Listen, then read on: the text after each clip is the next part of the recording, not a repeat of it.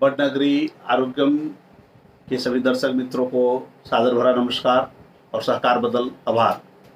आज मैं आपके बीच में एक बहुत महत्वपूर्ण पहलू लेके उपस्थित हुआ हूँ।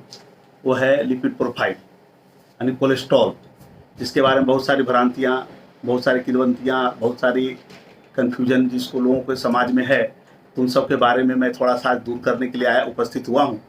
तो सबसे पहला बात है, समय ना बर्बाद करते पहले बताना चाहता हूँ कि जनरली हम जो ब्लड के अंदर करवाते हैं वो कराते हैं लिपिड प्रोफाइल। तो सबसे पहले है कि लिपिड क्या है। तो लिपिड में जनरली दो तरह की चीज़ें आती है, एक आती है फैट, एक आता है ऑयल। तो फैट हम उसको बोलते हैं जो नॉर्मल टेम्परेचर पर जम जाता हो, जैसे घी है, डालडा है, कोकोनट ऑयल है, इसको हम लोग जनरली फैट बोलते हैं। और जो नॉर्मल टेम्परेचर पर प्रवाही के रूप में रहे, लिक्विड के रूप में रहे, उसको हम लोग तेल बोलते हैं। तो ये हुआ लिपिड के बारे में। दूसरा होता है प्रोफाइल। प्रोफाइल का मतलब ये होता है कि डिटेलिंग ऑफ दी लिपिड एक प्रकार का वैक्स है। जितने प्रकार के चर्बी, वसा, फैट हमारे शरीर के अंदर है, सबको देखना होता है, सब इम्पोर्टेंट होता है। जनरली आम बोलचाल की भाषा हम लोग कोलेस्ट्रॉल कोलेस्ट्रॉल करते रहते हैं। तो कोलेस्ट्रॉल ही नहीं बल्कि दूसरे सब जो लिपिड या दूसरे सब जो फैट हमारे बॉडी के अंदर पाए जाते हैं अभी डिफरेंट प्रकार के, उनका भी डिटेलिंग होता है, इसलिए उसको प्रोफाइल बोलते हैं। जनरली सीरम से होता है, इसलिए इसको बोलते हैं सीरम लिपिड प्रोफाइल। अब बात है कि ये सीरम लिपिड प्रोफाइल इतना इंपॉर्टेंट क्यों है और सीरम में क्या जरूरी है। दोस्तों, सीरम लिपिड प्रोफाइल बहुत ही जरूरी टेस्ट है। और ये इसलिए जरूरी है कि जैसे मैंने आपको पिछले 2 एपिसोड में बताया कि डायबिटीज़ है, बीपी है, ये सब साइलेंट किलर है। यह किलर तब नॉइज करने लगता है जब खतरनाक बन जाता है, जब इसके साथ साथ आपके शरीर के अंदर कोलेस्ट्रॉल की मात्रा यानी लिपिड की मात्रा बढ़ जाती है। तो जब ये बढ़ जाता है तब ये खतरनाक हो जाता है। तो मैंने पिछले वीडियो में भी बताया था कि बीपी के केस में कि बीपी के जब आपका बहुत तेज़ी से आपका ब्लड प्रेशर बहुत बढ़ा हुआ हो तो अंदर की जो भाग होती है वो छिलने लगती है। इंडोथीलियल जिसको बोलते हैं, इंडोथीलियल डिस्फंक्शन, वो छिलने लगता है, रफ हो जाता है। तो उसके अंदर से जब चर्बी की मात्रा जाती है तो चर्बी का गट्ठा चिपकने लगता है। जब एक बार चिपक गया तो उसके ऊपर दूसरा चिपकेगा, तीसरा चिपकेगा और ऐसे चिप कर करके वो मोटा लेयर बना देगा। उसी को इंडोथीलियल डिस्फंक्शन भी बोलते हैं, या जब हार्ड हो जाता है तो एथेरोस्क्लेरोसिस भी बोलते हैं। और वही एथेरोस्क्लेरोसिस कभी भी छूटता है वहाँ से, तो जहाँ जाके फंसा वहाँ के जाकर के लकवा करा दिया। हृदय में फंस गया तो हम लोग हृदय का लकवा बोलते हैं, हृदय का अटैक बोल देते हैं, हार्ट अटैक बोल देते हैं। मगज में जाके फंस गया तो मगज का लकवा हो गया। लंग में फंस गया तो पल्मोनरी इन्फार्क्ट हो गया। कभी कभी किडनी में भी चला जाता है, कभी कभी आँख में भी चला जाता है, रेटिनल आर्टरी एम्बोलिज्म बोलते हैं। तो ये बहुत ही इंपॉर्टेंट है। तो सबसे पहले कि लिपिड प्रोफाइल हम लोग देखते क्या क्या है। तो उसके अंदर जनरली देखिएगा, लिपिड प्रोफाइल का जो रिपोर्ट आएगा उसमें आपको सबसे पहले होगा टोटल कोलेस्ट्रॉल। तो दोस्तों ऐसा है कि कोलेस्ट्रॉल के बारे में बहुत सारी भ्रांतियां हैं। कोलेस्ट्रॉल हमारे शरीर में बहुत ही जरूरी एक प्रकार का सब्सटेंस है।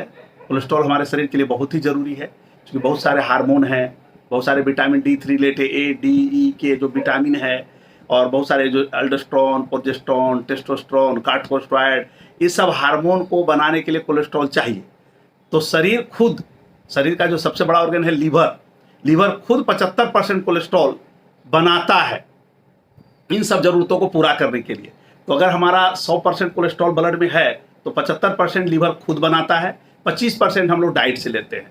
तो ये 25% जो डाइट से लेते हैं ना, इसी में सब खेला है इसके प्रिवेंशन के लिए।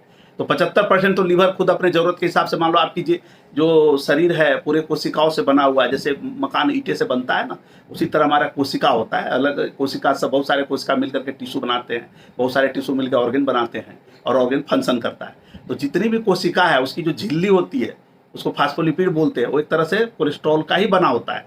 तो कोलेस्ट्रॉल जरूरी है शरीर के लिए, लेकिन खेला ये है कि कोलेस्ट्रॉल जब ज़रूरत से ज़्यादा हो जाए तब ये नुकसान करना शुरू हो जाता है। तब आगे अब समझते हैं कोलेस्ट्रॉल के बारे में।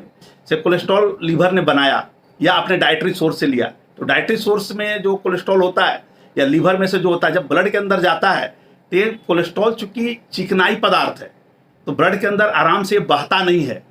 बहने रहेगा क्या, नली के अंदर चिपक जाएगा तो बह ही नहीं पाएगा, पूरी खून की नलिया को जाम कर देगा वो। तो क्या होता है, कोलेस्ट्रॉल के छोटे छोटे जो कण होते हैं उसके ऊपर उसके प्रकार का प्रोटीन का आवरण बन जाता है। तो अगर छोटा बनता है तो उसको VLDL बोलते हैं, उसको लाइपोप्रोटीन बोलते हैं। तो वेरी अगर बहुत छोटा मात्रा है फैट ड्रॉपलेट का, उसके ऊपर जो प्रोटीन बनेगा उसको VLDL बोलेगा, नहीं वेरी लो डेंसिटी लाइपोप्रोटीन। उसी तरह LDL होता है। तो ये सब कोलेस्ट्रॉल के ही रूप है, क्योंकि कोलेस्ट्रॉल डायरेक्ट ब्लड के अंदर उतना ज़्यादा नहीं बह सकता। ये सब अलग अलग रूप में बन जाते हैं ताकि ब्लड के अंदर फ्लो हो सके। और जहां इसको जाना है, VLDL मोल आपको बताया, वेरी डेंसिटी लाइपोप्रोटीन। दूसरा बनता है LDL, लो डेंसिटी लाइपोप्रोटीन। तीसरा बनता है HDL, हाई डेंसिटी लाइपोप्रोटीन। ये सब की डेंसिटी अलग अलग होती है प्रोटीन के हिसाब से। तो जितना मान लो वेरी लो डेंसिटी, उसमें कम प्रोटीन, LDL में थोड़ा ज़्यादा प्रोटीन, HDL में और ज़्यादा प्रोटीन। तो जितना ज़्यादा प्रोटीन होगा उतना ज़्यादा फ्लो होगा, उतना दीवार पे चिपकेगा कम, बराबर है। क्योंकि उसके अंदर फ्लो लिपिड है, लिपिड है, मान लीजिए कोई गट्ठा है लिपिड का, इसके ऊपर पूरा जो है प्रोटीन का एक लेयर बन गया। तो जितना ज़्यादा लेयर होगा उतना ज़्यादा वो मूव करेगा, जितना कम होगा उतना ज़्यादा स्टैग्नेंट होगा, उतना ज़्यादा चिपकेगा। दोस्तों इसी कारण से VLDL और LDL ये दोनों जो कोलेस्ट्रॉल है इसको बैड कोलेस्ट्रॉल बोला जाता है। क्योंकि ये कोलेस्ट्रॉल क्या होता है, हमारे लीवर में से निकलने के बाद एक कोशिका की ओर जाती है, यानी शरीर के और कोशिका की ओर जाएगी, टिश्यू के अंदर जाएगा, मसल्स के अंदर जाएगा, ऑर्गन की ओर जाएगा, ये जाने का काम करता है। इसलिए इसको बैड कोलेस्ट्रॉल बनते हैं, क्योंकि इसके अंदर चिपकने की क्षमता ज़्यादा होती है। अगर आपका ब्लड प्रेशर बहुत हाई है और एंडोथेलियल आपका डिस्फंक्शन हो गया, एंडोथेलियल छील गया, एंडोथेलियल डैमेज हो गया, तो उस डैमेज पार्ट में इसको चिपकने की क्षमता ज़्यादा होती है। दूसरा जो मैं कोलेस्ट्रॉल का जो रूप बता रहा हूँ, HDL, हाई डेंसिटी लाइपोप्रोटीन, इसको गुड कोलेस्ट्रॉल कहा जाता है। तो गुड कोलेस्ट्रॉल का मतलब ये होता है कि एक कोलेस्ट्रॉल क्या करता है कि जो मान लीजिए VLDL, LDL जो इधर से गया, कहाँ गया, कोशिका के अंदर या ऑर्गन के अंदर, मसल्स के अंदर, वहाँ जो बचा हुआ लिपिड है उसको सबको समेट करके वापस फिर से रीयूज के लिए कोलेस्ट्रॉल को ला के देता है। इसीलिए इसको बोलता है HDL, हाई डेंसिटी लाइपोप्रोटीन। ये गुड कोलेस्ट्रॉल है, क्योंकि ये क्या करता है, कोशिका में से जो चर्बी की मात्रा है उसको सबको समेट करके फिर से पुनः कोलेस्ट्रॉल के पास ले आता है। तो ये कोलेस्ट्रॉल अच्छा होता है, इसकी मात्रा जितनी अच्छी हो उतना अच्छा है आपके लिए। तब सबसे बड़ा मात्रा है। तीसरा जो हम कोलेस्ट्रॉल में लिपिड प्रोफाइल में देखते हैं वो है ट्राइग्लिसराइड। यानी लिपिड प्रोफाइल के पूरे रूप में देखिएगा तो हम देखेंगे कोलेस्ट्रॉल, हम देखेंगे ट्राइग्लिसराइड, हम देखेंगे वेरी लो डेंसिटी लाइपोप्रोटीन, हम देखेंगे लो डेंसिटी लाइपोप्रोटीन, हम देखेंगे हाई डेंसिटी लाइपोप्रोटीन। अब सबकी मात्रा कितनी, तो सबसे पहला है कोलेस्ट्रॉल। कोलेस्ट्रॉल जनरली हम लोग लेस देन 200 बोलते हैं, बराबर। लेस देन 200 अगर है तो इसको अच्छा माना जाता है। लेकिन ऐसा देखा गया कि हार्ट डिजीज अगर किसी को है, मान लीजिए अभी हमको नहीं है, तो लेस देन 200 एक्सेप्टेबल है। लेकिन अगर हमको 100 में हार्ट अटैक हो चुका है, तो उस कंडीशन में हम लोग 140 से भी नीचे बोलते हैं। टोटल कोलेस्ट्रॉल को 160 से 140 के बीच, 140 से 160 आइडियल रेंज है, अगर आपको हार्ट डिजीज है या लकवा हो चुका है तो। दूसरा होता है ट्राइग्लिसराइड, जो कोलेस्ट्रॉल नहीं है, कोलेस्ट्रॉल का एक डिफरेंट फॉर्म है, वो मैं आपको आगे के वीडियो में क्लियर करूंगा। तो एक ट्राइग्लिसराइड हम लोग देखते हैं। ट्राइग्लिसराइड में हम जनरली लेस देन 150 रखते हैं। लेकिन इसमें भी फिर वही बात बोलूँगा, अगर हार्ट अटैक है, लकवा है, तो हम लोग जनरली 125 के नीचे भी रखने की कोशिश करते हैं। लेकिन अगर 150 से नीचे है और आपको कोई अभी हार्ट अटैक ऐसा कोई लकवा नहीं मारा है तो 150 से नीचे एक्सेप्टेबल है। तीसरा हम लोग देखते हैं VLDL। VLDL जो है लेस देन 30 होता है। जनरली ऐसा देखा गया है कि हम लोग कैलकुलेट भी कर लेते हैं, क्योंकि देखिए जो सीरम लिपिड प्रोफाइल में सारा रिपोर्ट हम लोग डायरेक्टली मशीन में करते नहीं है, बहुत सारा कैलकुलेट करते हैं। तो ऐसा देखा गया कि VLDL ट्राइग्लिसराइड जो है उसका 5 गुना आप कर देंगे तो ये आपका VLDL निकल जाएगा। जैसे मैंने आपको बोला कि लेस देन 150 आपका ट्राइग्लिसराइड होना चाहिए, उसको 5 से भागा दीजिए, 30 आ गया, तो VLDL लगभग 30 के आसपास होता है। इसका कोई ज़्यादा कुछ महत्व तो नहीं है, लेकिन ये भी बैड कोलेस्ट्रॉल में काउंट होता है। दूसरा जो सबसे इंपॉर्टेंट है, क्योंकि इसकी मात्रा ही कम है VLDL का, तो उतना ज़्यादा खतरनाक नहीं है। दूसरा जो है LDL की मात्रा 100 से नीचे होनी चाहिए। इसकी मात्रा तो सब सारे कोलेस्ट्रॉल में से 50% ज़्यादा LDL ही होता है, इसलिए LDL को सबसे ज़्यादा प्रेडोमिनेंट बैड कोलेस्ट्रॉल माना जाता है। क्योंकि इसका अब देख रहे हैं 100 से नीचे 200 कोलेस्ट्रॉल होना चाहिए, 100 तो LDL ही है। तो LDL अगर मात्रा ज़्यादा है तो जल्दी बैड कोलेस्ट्रॉल के रूप में आपको एथेरोस्क्लेरोसिस जो मैंने बोला वो होता है और वो गट्ठा जल्दी बनता है। तो LDL को 100 से नीचे चाहिए। ये सब बैड कोलेस्ट्रॉल है, VLDL और LDL। दूसरा जो है आपका HDL, हाई डेंसिटी लाइपोप्रोटीन, जिसको हम गुड कोलेस्ट्रॉल बोलते हैं। तो गुड कोलेस्ट्रॉल जितना ज़्यादा हो उतना अच्छा। इसका आइडियल रेंज 40 से 60 होता है। 40 से 60 के बीच में, 40 से नीचे किसी हालत में नहीं चाहिए, और 60 से ऊपर हो तो अच्छा है। अगर मान लीजिए नहीं अच्छा 60 से ऊपर है तो 40 से 60 के बीच में तो होना ही चाहिए। तभी ये क्या करेगा कि एथेरोस्क्लेरोसिस को कंट्रोल करके रखेगा। ये हो गया इसकी वैल्यू की बात है।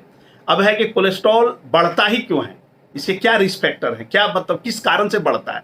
तो देखा गया है पहला के लिए कोलेस्ट्रॉल के लिए कि आपका सेडेंटरी लाइफस्टाइल सबसे बड़ा जो घातक है वो है सेडेंटरी लाइफस्टाइल।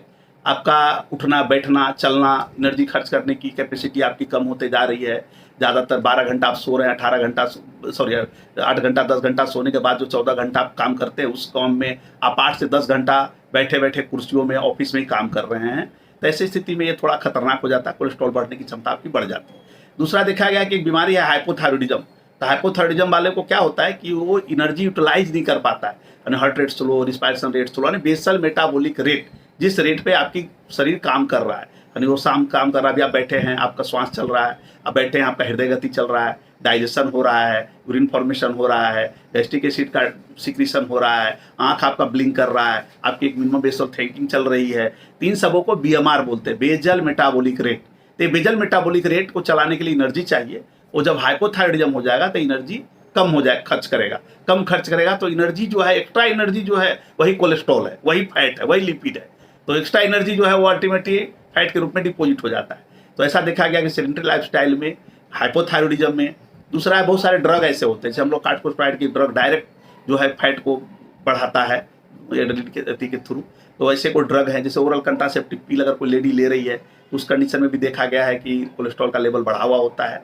ये डॉक्टरों का काम है, वो देख लेते हैं हम लोग कि कोई दवा चल रही है ऐसी क्या। एंटी एरिथमिक ड्रग है, ये भी खाने से कभी कभी कोलेस्ट्रॉल का लेवल बढ़ता है। तो बहुत सारे ऐसे ड्रग हैं जिसको खाने से भी कोलेस्ट्रॉल का लेवल बढ़ता है। तो मेरी इच्छा है कि मैं अगला वीडियो जो है आपको तेल के ऊपर बनाऊं कि किस में कौन सा तेल पाया जाता है, ओलिव ऑयल में क्या पाया जाता है, ग्राउंड नट में पाया जाता है, मस्टर्ड ऑयल में क्या पाया जाता है, कैनोला ऑयल में क्या पाया जाता है, राइस ब्रान ऑयल में क्या पाया जाता है, कौन सा तेल अच्छा है शरीर के लिए, कौन सा तेल अच्छा नहीं है, किस तेल को खाने से हमको फायदा होगा, किस तेल को खाने से नुकसान होगा, उसके बारे में जानकारी मैं अगले वीडियो में जा चुकी है। बहुत लंबा हो जाएगा वीडियो, इसलिए मैं अगले वीडियो में जानकारी दूंगा। दूसरा है कि अगर ये आपका कोलेस्ट्रॉल, जैसे मैंने बताया कि कोलेस्ट्रॉल अगर बढ़ रहा है, इसके कुछ सावधानी है जो भी मैं बताना चाहता हूँ। सबसे पहला है, जैसे दूसरा है, सॉरी एक और रह गया आपका ट्राइग्लिसराइड के बारे में। ट्राइग्लिसराइड कुछ नहीं है। ट्राइग्लिसराइड समझिए कि हम जो डाइटरी इंटेक लेते हैं, तो डाइटरी जो इंटेक होता है उसमें कुछ पॉलीसेक्राइड होते हैं, कुछ ट्राइसेक्राइड होते हैं। तो जनरली एडिबल जो फैट होता है वो ट्राइग्लिसराइड के रूप में ही होता है। एक अल्कोहल का गोला होता है, उसके ऊपर 3 फ्री फैटी एसिड होते हैं,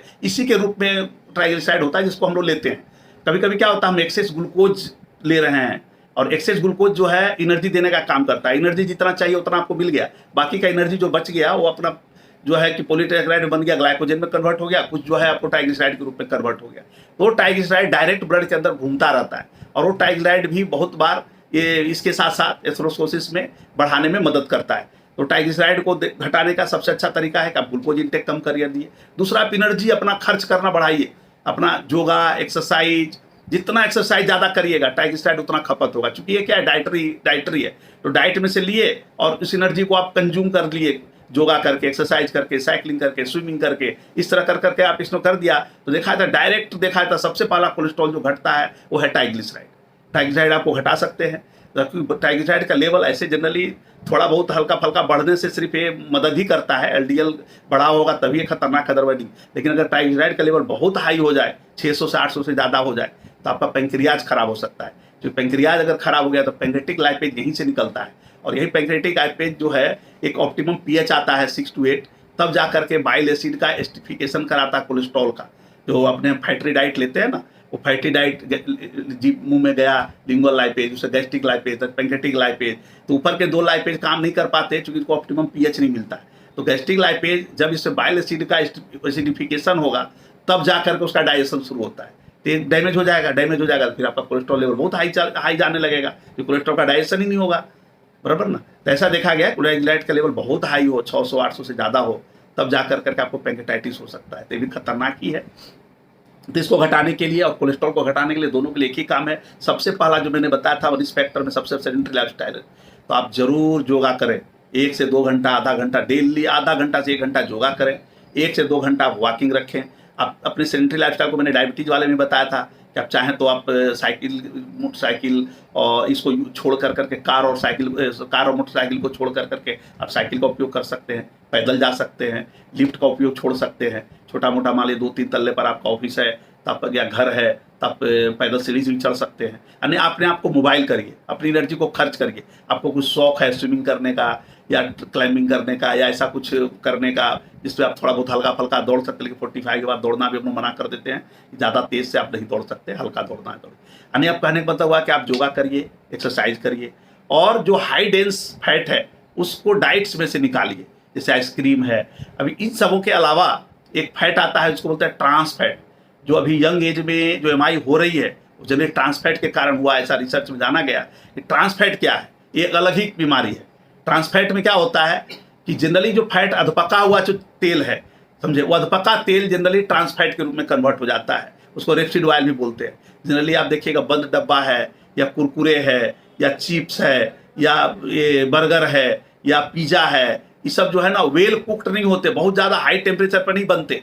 ये जब जो है ना तेल का कम पकाया हुआ तेल होता है, ये सब कम पकाया हुआ तेल है। जितना भी ट्रांस फैट है इन सबों में सबसे खतरनाक यही है। तो इसको जो भी आपका डब्बा कुक फूड है या पैक फूड है या आपको पिज़्ज़ा है, बर्गर है, आइसक्रीम है, बराबर ना, बेक्ड फूड जितने भी बेकरी हैं सब ट्रांस फैट से बनते हैं। दोस्तों इसमें सबसे बड़ा बात यह है कि ट्रांस फैट में जो यूज होता है वो जनरली पाम ऑयल यूज होता है, क्योंकि सस्ता पड़ता है। और पाम ऑयल बहुत ही खतरनाक माना गया है वेजिटेबल ऑयल में, बहुत ही खतरनाक। इन सबों को यूज करते हैं क्योंकि ये सस्ता पड़ता है। वो लोग मलेशिया से, इंडोनेशिया से मंगा लेते हैं, सस्ता पड़ता है, तो हर जगह लोग इसी को यूज कर रहे हैं। आपका मस्टर्ड ऑयल या ये जो आप लोग यूज करते हैं कपासिया का तेल या करते हैं ग्राउंडनट ऑयल, इन सबों को कोई यूज नहीं करता क्योंकि महंगा पड़ता है। इसको क्या यूज करते हो लोग? पाम ऑयल, जो बहुत ही खतरनाक है। और आधा पका हुआ तेल, उसको ट्रांस फैट बोलते हैं, जो अपने आप एक प्रकार का जहर ही है। आप बाहर चाइनीज फूड खाते हैं, बाहर में आप समोसा खाते हैं, भजिया खाते हैं, तो क्या करते हो, तेल को खाली नहीं करते, तेल के बर्तन को। उनका भजिया में कोई प्रॉब्लम नहीं है, भरने उनके तेल में प्रॉब्लम है। उसी तेल में जैसे 5 लीटर तेल में पका रहा है, तेल खत्म हो गया, आधा 1 लीटर बच गया, उसके अंदर 4.5 लीटर नया तेल डाल देगा। वो पहले से जो आधा 1 लीटर बचा हुआ बचा रहेगा, उसी में वो भजिया छानता रहेगा, समोसा छानता रहेगा, अलग अलग बेक्ड फूड बनाते रहेगा, और उसको खाली नहीं करता। तो जो बार बार पका हुआ तेल है उसी को ट्रांस फैट बोलते हैं, और वो बहुत ही खतरनाक है। अभी जो यंग एज में जो एमआई हो रही है, जो सबसे ज़्यादा, उसमें सबसे बड़ा रोल हमारे रिसर्च वैज्ञानिकों ने, अभी का जमाना एविडेंस बेस्ड मेडिसिन मैनेजमेंट का है। एविडेंस बेस्ड मैनेजमेंट के हिसाब से वो गाइडलाइन आती है, तो एविडेंस बेस्ड के हिसाब से देखा गया कि जहाँ ये सब चीज़ों का ज़्यादा प्रचलन हो रही है, ज़्यादा उपयोग कर रहे हैं, यंग जनरेशन ज़्यादा उपयोग कर रहा है, डब्बा बंद चॉकलेट का डब्बा बंद, मिठाई का डब्बा बंद, बिस्किट का डब्बा बंद, भोजन का, इन सबों को उनको सबसे ज़्यादा लिपिड प्रोफाइल बड़ा रहता है। हाइपरलाइपिडेमिया हो या डिसलाइपिडेमिया, तो डॉक्टर की विषय वस्तु है, बहुत कुछ समझाने जाओ बहुत लंबा हो जाएगा वीडियो। तो इतना है, ये सब चीज़ों ट्रांस फैट को बाहर खाने में उनके हैबिट और उनके स्वच्छता पे मत जाइए। उनके जो पक रहा तेल, जो यूज कर रहे हैं तेल, उस पर ध्यान डालिए आप, उसके ऊपर में गड़बड़ी है, बराबर ना। खाली बैठने का जगह अच्छा है, उनका कुकिंग अच्छा है, आपका बहुत साफ सफाई दिख रहा है, ठीक है, उससे आपको जो वाटर बाउंड डिजीज है या फूड बाउंड डिजीज है, टाइफाइड है, डायरिया है, डिसेंट्री है, ये सब से बच पाएंगे। लेकिन जो कोलेस्ट्रॉल लेवल को बढ़ाने की बात जब आएगी तब तेल को ही देखना पड़ेगा। तो ट्रांस फैट बहुत ही खतरनाक है। इसी के साथ मैं अपना वीडियो को समाप्त करता हूं, लेकिन आप जरूर इसको शेयर करिए, अपने दोस्तों संबंधी के साथ जरूर शेयर करिए। जो अगला वीडियो जो मैं ला रहा हूं, जो मैं सोच रहा हूँ कुकिंग ऑयल पर लाने का सोच रहा हूँ, क्योंकि कुकिंग ऑयल आप इस पर हमको राय भी दे सकते हैं कि कुकिंग ऑयल पर लाऊं कि नहीं। मैं चाहता हूँ कि आपको एक जनरल अवेयरनेस बढ़े, किस तरह का तेल खाना चाहिए, किस तरह का तेल से बचना चाहिए। तो बहुत सारा तेल का मैंने नाम लिया, समझे, जितने भी तेल है उसमें सबसे अच्छा तेल कौन सा है, कितनी मात्रा में लेनी चाहिए, बराबर। अगला वीडियो जो है चूँकि कुकिंग ऑयल पर बनाने वाला हूँ, तो आप अपना राय जरूर दीजिएगा, और कुछ प्रश्न हो तो जरूर देखिएगा। इस बार मैं कोशिश करूँगा कि आपके प्रश्नों को अगले वाले वीडियो में मैं शामिल कर पाऊँ। बहुत बहुत धन्यवाद।